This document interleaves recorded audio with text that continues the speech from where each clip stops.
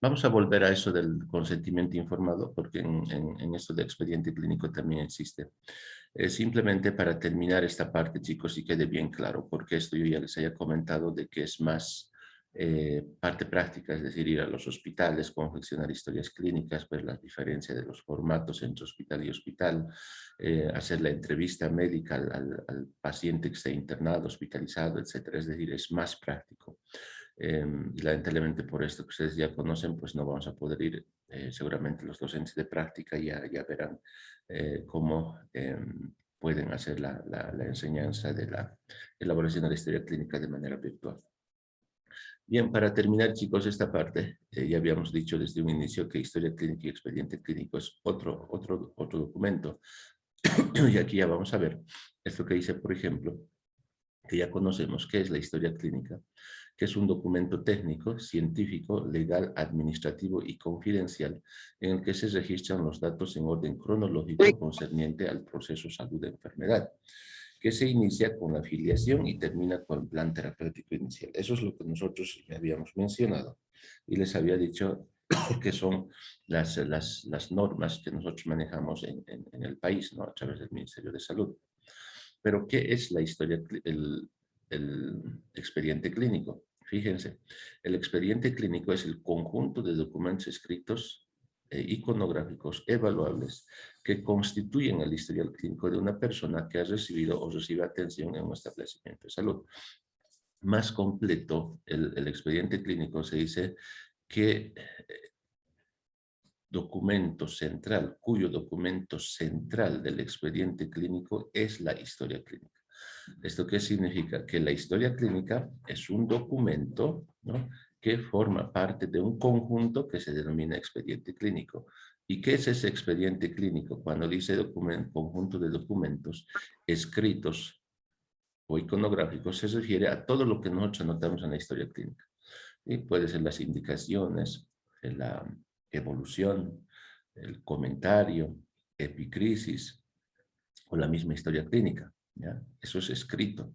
Y cuando dice iconográficos, hace referencia a todos los documentos, como ser, por ejemplo, ecografías, radiografías, tomografías, laboratorios, gabinete que hayan podido pedir a ese paciente. Entonces, todo ese conjunto de documentos, chicos, todo ese conjunto de documentos constituye el expediente clínico. En cambio, la historia clínica es una parte, es la parte más importante de ese conjunto que se denomina expediente clínico. A ver, les voy a dar un ejemplo para que con esto salgamos de una duda total, de manera total. Por ejemplo, qué sé yo, que esta semana vino el paciente con un cuadro de neumonía. Entonces le hacen la historia clínica donde dice tos, expectoración, fiebre, puntada de costado, malestar, no lo sé, ¿no? O sea, todo lo referente a la neumonía. Pero dentro de la historia clínica que nosotros le hemos hecho al paciente o de los antecedentes, nos puede decir que hace 5 años tuvo una cirugía por fractura de cadera. Entonces, en la historia clínica pondremos paciente acude, o sea, hace 5 años les digo, ¿no?, por presentar dolor e impotencia funcional en pierna derecha o cadera derecha secundario a una caída de su propia altura o un accidente de tránsito, lo que sea, ¿no? Entonces, esa historia clínica de hace 5 años, más su tratamiento y todo lo demás, tiene que estar archivado en todo un conjunto que se denomina expediente. ¿Y qué tal si hace 2 años ha tenido un problema de, que si úlcera gástrica, digamos, ¿no?, que ha sangrado? Entonces tiene otra historia clínica con la clínica de una úlcera gástrica, dolor abdominal urente, náuseas, vómitos de sangre y melena, que es la eliminación de sangre negra digerida a través de la vía rectal. Entonces, como ven, ahí hay 3 historias, uno de la fractura, otro de la úlcera gástrica y este último que es de la neumonía. Entonces ya son 3 historias clínicas, pero no se puede archivar por separado, sino en un solo conjunto que le pertenece exclusivamente a ese paciente, que se conoce como expediente clínico. De tal suerte que cuando nos traen el expediente clínico, nosotros podemos ver, usted había enfermado de tal cosa, de tal año, sí, y cómo ha quedado de aquello, y también había presentado este otro, sí, o sea, tiene todo el historial clínico, como dice acá, en esta diapositiva, con este concepto, de todo lo que ha acontecido con ese paciente. Entonces, no nos olvidemos, historia clínica es el documento central o esencial del expediente clínico, pero si se dan cuenta, ¿no?, puede haber en un expediente clínico muchas historias clínicas. ¿Sí? Si el paciente se ha internado 10 veces por diferentes enfermedades, tendrá que tener 10 historias clínicas, pero un solo expediente clínico. Muy bien, chicos, con eso quería terminar lo de la historia clínica. Lo del expediente, por si acaso, fíjense, estas son las partes constituyentes de todo lo que hemos avanzado hasta este momento, ¿no?, de la historia y del expediente. Y estos otros conceptos no lo vamos a hacer ¿cómo se llama? Una especie de trabajo de investigación para que ustedes me digan cuáles son las características de la historia clínica, partes de la historia clínica, etc. Nos vamos a ir directamente al consentimiento informado, ¿ya? Es lo que me decía su compañera. En la anterior diapositiva habíamos dicho cuáles son las características del consentimiento informado, pero este es mucho más cabal. ¿Qué es el consentimiento informado? No se olviden, se hace consentimiento informado para toda eventualidad, ¿ya? Por ejemplo, en este caso dice, el consentimiento informado es la potestad que tiene el paciente de aceptar de manera libre y sin presiones que por necesidad diagnóstica o terapéutica, se les estoy leyendo así, chicos, porque en realidad es igualito que qué sé yo, que la Constitución Política del Estado o el Código de tal o la ley de tal, se la tiene que leer tal y como está, no podemos interpretarlo a lo que nosotros lo entendamos, sino se la lee tal y como está. Que por necesidad diagnóstica o terapéutica se practique en su propio cuerpo procedimientos clínicos laboratoriales, imagenológicos, instrumentales o quirúrgicos, previa explicación de quién o quienes tengan que practicarlos, con el fin de que el paciente sepa y comprenda cómo serán realizados y cuáles sus beneficios eventuales, riesgos o perjuicios, a más de obtener respuesta a sus preguntas o inquietudes. Esto es lo más completo del consentimiento informado. Y creo que en las anteriores clases les he mostrado que hay libros enteros de cómo hay que conseguir solamente el consentimiento informado. Mucha gente o muchos colegas dicen, ¿qué es el consentimiento informado? Es la autorización para que me practiquen cirugía o le puedan practicar a mi esposo o a mis hijos qué sé yo, una operación de apendicectomía. No, no solamente es eso. Si ustedes leen todo esto, dice que por necesidad diagnóstica, hasta para poder decirle al paciente que se le va a hacer una tomografía, hay que informarle. ¿Por qué se le va a hacer la tomografía? ¿Qué es lo que queremos buscar con una tomografía? ¿Cuánto cuesta y para qué? O sea, ¿qué utilidad tiene la tomografía? Tendremos que decirle, mire, la radiografía no ve muy bien, es una imagen que no se sabe, es más preciso la tomografía, hace cortes un poco más finos y nosotros queremos salir de dudas si esto es una pequeña neumonía o es un pequeño, qué sé yo, tumor, digamos, ¿no? Entonces, y el paciente aceptará. A eso no nos olvidemos que dentro de los principios éticos hemos hablado de la autonomía, ¿no?, la libre decisión que tiene el paciente sobre su cuerpo. Entonces, hasta para dar tratamiento, ¿no? Cuando tienen ustedes a un paciente, por ejemplo, con tuberculosis, no le pueden decir, tome 5 tabletas al día o estas 7 y de aquí a 2 semanas va a volver. El paciente no sabe ni por qué ni qué.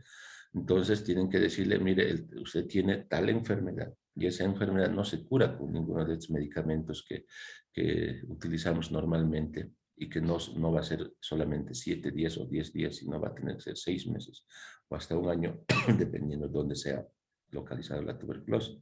Y que son tantos medicamentos porque es necesario, no puede tomar uno ni dejarlo a la semana siguiente. Y hay que decirle cuáles son los efectos adversos que se va a esperar, porque imagínense, tomar 6 meses, un montón de tabletas, obviamente que tienen sus efectos secundarios.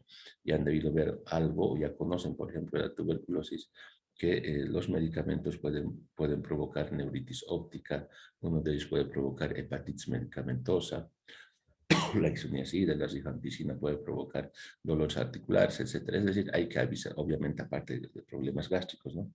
Hay que decirle, usted va a tomar, puede ser que le moleste, pero le voy a dar este otro más, ¿acepta? Y obviamente el paciente tiene que aceptar. Hasta para colocar, chicos, un inyectable, alguna vía central, una vía venosa, hay que explicarle al paciente y hay que, ¿cómo se dice? Hacer que entienda y que él de manera libre o ella de manera libre acepte sin presiones, sin ningún tipo de presión, porque aquí dice libre y sin presiones. Una cosa distinta es cuando decimos, por ejemplo, Mire, señora, si no se opera hasta las 6 de la tarde, usted se va a morir. Eso ya es una presión muy fuerte, ¿no? O caso contrario, señora, mi turno se va a terminar en 1 hora. ¿Acepta o no acepta? Firme de una vez porque yo me voy a ir y no le va a operar nadie, ¿no? Entonces, esas son presiones, ¿no? No podemos hacer nosotros de manera libre, debemos explicarle de manera precisa al paciente, según, por eso ya les he dicho, grado de escolaridad también, para poder hacerle entender al paciente o a los familiares de que es necesario hacer algún procedimiento por el bien de esa persona, y si la persona acepta, o los familiares o los representantes legales, en el caso de los niños menores de edad, ancianos muy enfermos, etcétera, recién para poder proceder a hacer la atención. ¿Ya? Entonces, no se olviden, en la anterior diapositiva habíamos dicho en un paciente mentalmente atento, ¿no? Lúcido, orientado. Eso es cierto, no podemos hacerlo afirmar a un paciente en estado etílico, bajo el efecto de drogas, etc. Muy bien, chicos, y para finalizar, esta parte de consentimiento informado, que es muy, muy, muy importante. Tengan mucho cuidado porque nos puede generar conflictos severos, serios, serios, serios, tal como han debido ver en la película de, a ver, de Cantinflas, ¿no es cierto? El doctorcito creo que se llamaba, donde obviamente nos pueden quitar el título de resarcimiento económico y hasta podemos ir a la cárcel si es que no hacemos el consentimiento informado para cualquier eventualidad, chicos. ¿Ya? Paciente que va a entrar a terapia, hay que hacer firmar a los familiares de que es la única opción de que ingresa a terapia y los familiares tienen que aceptar. ¿Sí? Si no aceptan, obviamente tienen que firmar en la historia clínica diciendo que rechazan la internación en terapia intensiva como esposa, como madre, etcétera, etcétera. Les voy a dar un ejemplo. El consentimiento informado, ¿cuáles son sus límites? Por ejemplo, si yo tengo pie diabético y mi dedo gordo está podrido, en otras palabras, o está con una infección severa, viene y me explica el médico y me dice, le tengo que amputar el dedo gordo. Yo lo entiendo perfectamente, le digo, sí, adelante, doctor, voy a firmar la autorización. Y entran a quirófano, yo estoy bajo anestesia. Y al amputar el dedo gordo resulta que ven que la infección ha avanzado muchísimo más y ya está a la altura de por dentro, ¿no? Por las posederas, por debajo de los músculos de la punorosa, la fascia, etc. Y la infección ya está en el tobillo. Entonces, ¿qué hace el médico? El médico, con un criterio bueno, puede amputar desde la parte inferior de la pierna, ¿no? Del tobillo más arribita. Y resulta, porque eso es médicamente, esa es la indicación, no puedes amputar el dedo gordo si la infección ya está más arriba, no tiene ningún sentido. Entonces, con buen criterio me lo amputé el dedo gordo, perdón, la pierna derecha, por decir esto. Yo despierto y le digo, ¿y dónde está mi pierna? O mi pie, perdón, ¿no? Si solamente ha autorizado que amputen el dedo gordo. Entonces yo le hago un proceso al médico y gano el juicio, porque el consentimiento informado dice el dedo gordo, ¿no? Amputación del dedo gordo. Entonces el médico puede defenderse y decir, pero estaba infectado y todo lo demás. No, señor, saca la firma del paciente, es la que cuenta el consentimiento informado. Y ahora, ¿y qué tal si es que el médico agarra y amputa el dedo gordo y la infección está más arriba, ¿no? Y se vuelve a infectar al día siguiente o los 2 días nuevamente porque no han cortado toda la infección? Entonces yo le puedo demandar al médico por negligencia, por no hacer lo que tenía que hacer, ¿no? Entonces fíjense cómo estamos. Y hay muchos casos que les estoy diciendo, no solamente un comentario que le estoy haciendo, hay muchos casos con ejemplos, con nombres y apellidos, dónde ha ocurrido, en qué parte del mundo, este tipo de cosas que les estoy diciendo, ¿no? O pueden ser acusados de negligencia si no hacen lo que deben hacer, o por faltar al consentimiento informado, por hacer lo que deberían de hacer, y obviamente han perdido sus juicios, ¿no? Tengan mucho cuidado, pero acá es muy sencillo. Si hay un familiar cercano, obviamente siempre en quirófano hay algún familiar que está pendiente de qué es lo que está ocurriendo. Entonces, en ese caso, se habla con la familia, inclusive se invita al quirófano a algún familiar y se dice, mire señora, nosotros pensamos amputar el dedo gordo, ¿no? Pero resulta que la infección, si se fija, está mucho más arriba. Entonces no podemos salirnos del quirófano ahorita. Necesitamos que usted, como familiar directo, nos pueda autorizar si podemos proceder con la amputación del pie. Si la familia dice no, firma la señora, ¿no? Y termina ahí la cirugía. Si dice, sí, doctor, haga lo que tenga que hacer y si hay que amputar desde toda la pierna, pues salvarle la vida, hay que amputarle y ella firma, ¿no? Entonces hay formas, hay medios de cómo hacer el consentimiento informado de la manera más correcta, porque esto nos puede traer problemas muy, muy serios. Muy bien, chicos, con eso vamos a terminar. Fíjense, esta es la imagen que les decía, ¿no? Problemas médico-legales. Acá el paciente quejándose de los inyectables acusado por un abogado. Y acá el médico entre medio de las dos cosas, que es muy desagradable, obviamente. Bien, chicos, no sé si tienen alguna duda o alguna pregunta de todo lo que significa historia clínica de expediente. Nos falta algo, pero vamos a hacerlo como un trabajo extra para que ustedes también puedan investigar de las características del expediente clínico que yo les voy a enviar por WhatsApp.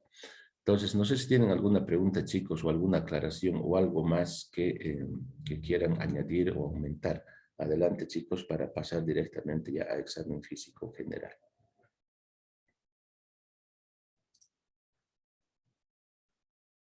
Doctor, Sí, adelante. doctor, en el caso de que el paciente sea un indigente, ¿a quién tendríamos que pedir el consentimiento informado? En ese caso, cuando no tenga ningún familiar cercano, inclusive aunque no sea indigente, pero no hay ningún familiar, entonces se habla con trabajo social. Hay una licenciada que en todos los hospitales y centros de salud existe una trabajadora social y finalmente se habla con el director de hospital para explicarle cuál es la situación y que tenemos que intervenir inmediatamente o tenemos que hacer algún procedimiento urgente para poder tratar de salvarle la vida. Entonces, el director del hospital o de la caja o de cualquier centro tiene que estar en conocimiento y obviamente bajo la autoridad de él, ¿no? Autorizar ese procedimiento que el médico o el cirujano o cualquier otro emergentólogo terapista pueda estar planteando como una alternativa de solución. Trabajo social y trabajo social aparte se encarga de seguir buscando familiares y todo lo demás y el director del hospital. Está bien, doctor, muchas gracias. No hay de qué. ¿Algo más, chicos? ¿Alguna duda o está todo claro sobre la historia clínica, chicos? Hola, hola, hola, Todo está chicos. claro, doctor. ¿Está todo bien? Gracias. Muy bien, con eso terminamos la primera parte, que es la historia clínica y el expediente clínico. Ahora sí nos vamos a lo que es en realidad ya la segunda parte, que habíamos dicho, la historia clínica, como es el examen físico objetivo. ¿Y eso qué significa? Hay que ver, hay que revisar al paciente con sus características para tratar de encontrar alguna característica de alguna enfermedad que nosotros o el paciente pueda tener, un signo, por ejemplo. Tenemos dos tipos de exámenes, el examen físico general, que es lo que vamos a empezar, y el examen físico regional o por sistemas. En este caso, vamos a hablar del examen físico general. ¿Qué cosas compone, chicos, el examen físico general? Primero, la actitud o el decúbito, la facies, el hábito tipo constitucional, estado de nutrición.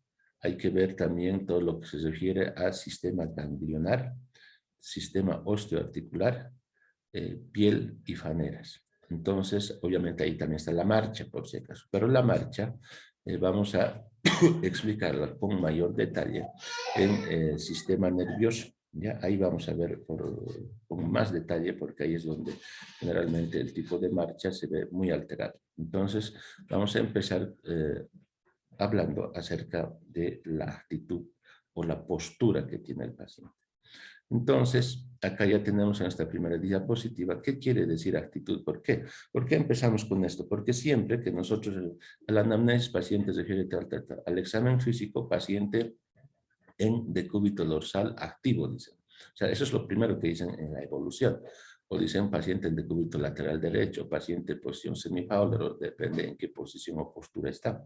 Entonces, ¿por qué es importante esto de la actitud o de la postura? Porque hay muchas enfermedades que pueden guardar relación directa con alguna patología.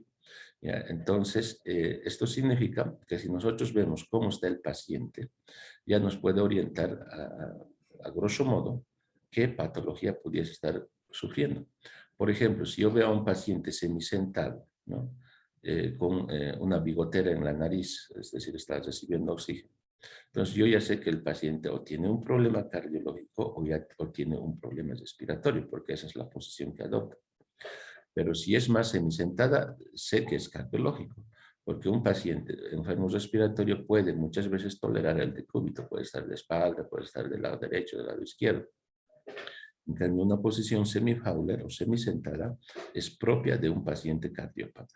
Entonces, por eso es importante ver y describir en primera instancia la actitud o la postura que tiene el paciente. ¿Qué es la actitud? Ahí tienen ustedes el concepto. Es la posición o postura que la persona adopta, ya sea estando de pie o acostada. Pero generalmente cuando el paciente está recostado, estamos hablando en el hospital, se habla de decúbito, ¿no? Decúbito dorsal, decúbito lateral derecho, izquierdo, etcétera, etcétera. Ahora sí, les había preguntado o les había dicho a ustedes que me puedan leer un poquitito acerca de fascias, actitud y todo lo demás. ¿Alguien me puede decir qué tipos de actitud o decúbito conocen? A ver, chicos, adelante.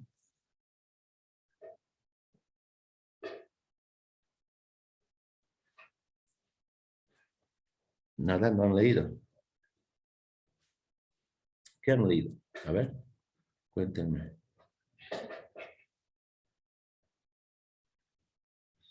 Bien, entonces vamos a continuar hablando de lo que es la actitud del decúbito y su clasificación. En realidad, cuando hablamos de actitud o decúbito, estamos viendo la proporción o las diferentes proporcionalidad que existe de los diferentes segmentos corporales entre sí, estando ya sea sentado, de pie o recostado. En este caso, la actitud o el decúbito se clasifica en activo o en pasivo. Activo es cuando el paciente puede modificarlo de manera libre de acuerdo a su voluntad. Es decir, él mismo puede modificarlo. Si está recostado, se puede sentar o puede ponerse de pie. A eso se denomina activo. Y el pasivo es cuando el paciente no lo puede modificar, ¿no? Por su propia voluntad. Por ejemplo, estamos hablando de los pacientes cuadriplégicos, en los pacientes en estado de coma, etcétera, etcétera. Entonces, ellos, por más que quieran modificarlo, no lo van a poder hacer porque no pueden manejar, no tienen respuesta motora, por lo tanto, se quedan como está. Eso se llama actitud o decúbito pasivo. Y dentro de lo que es el decúbito activo, existe el decúbito activo indiferente, el preferente y el obligado. ¿Qué significa esto? El indiferente es que la patología no es tan manifiesta que el paciente le da igual estar sentado, de pie, camina, se recuesta de un lado, de otro lado, etcétera, etcétera. No le influye en nada su patología para adoptar un decúbito que le alivie algo.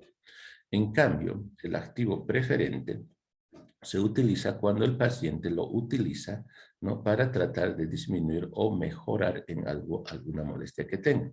Por ejemplo, cuando ustedes saben muy bien, cuando hay dolor, qué sé yo, de espalda, digamos, porque tiene una infección urinaria, el paciente se para con la columna erguida, ¿no es cierto?, hacia adelante, se inclina un poquitito, la parte abdominal lo pronuncia más hacia adelante, ¿no?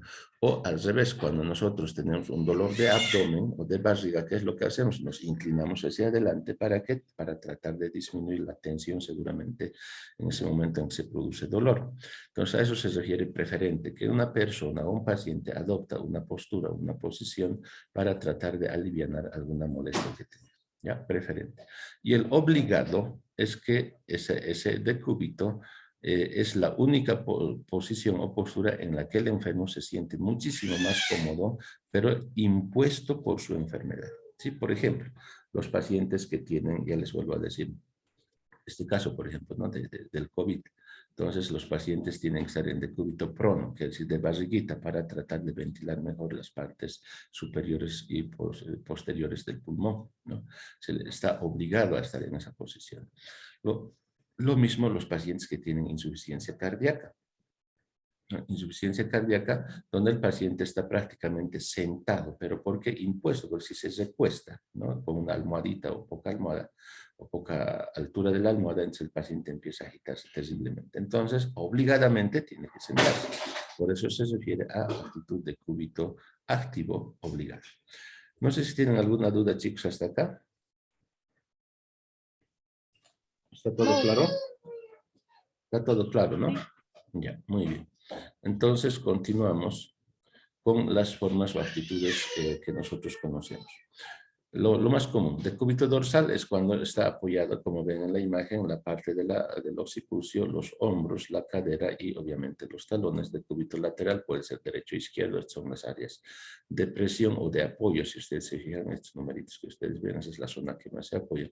Decúbito ventral o prono, fíjense, apoyada en la frente, ¿no? En la punta de los talones, las rodillas, el abdomen, etc.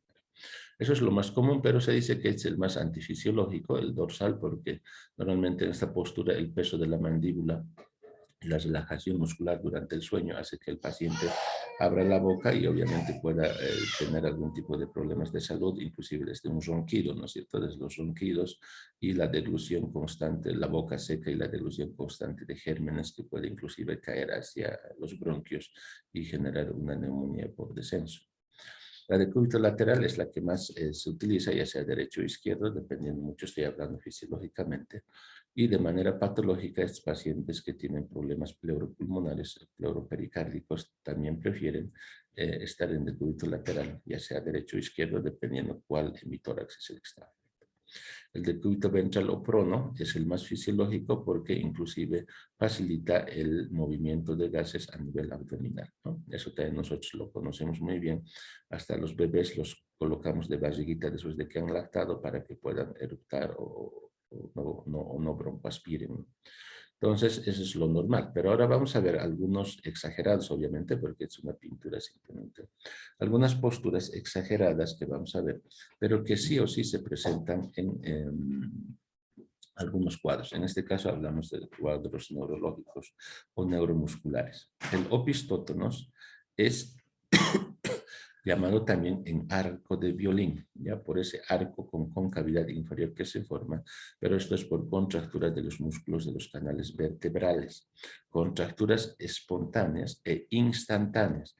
Hablamos, por ejemplo, en algunos casos de meningitis que puede haber, en algunos casos de intoxicación por estricnina, bueno, esa sustancia todavía hay que se maneja en el campo para poder eliminar plagas, como por ejemplo de roedores, conejos o cualquier otro animal que esté actuando como plaga en un sembradío.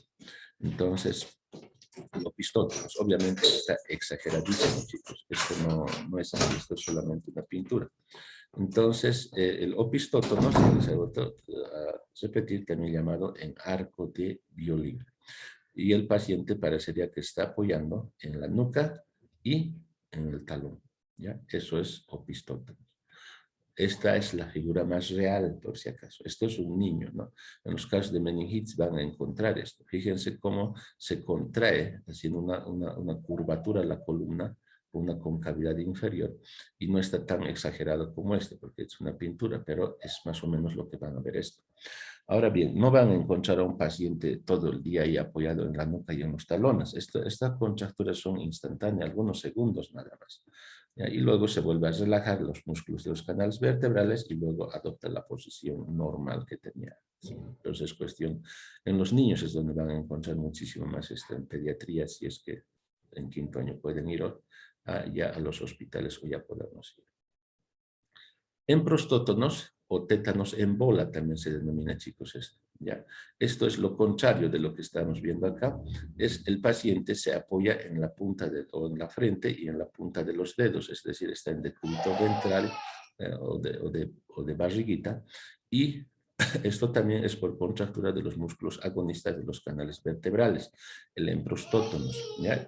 Y generalmente parecería que está apoyado el paciente en la cama, obviamente, con la frente y la punta de los talones. Por eso se llama tétanos en bola, que también se presenta en el tétanos.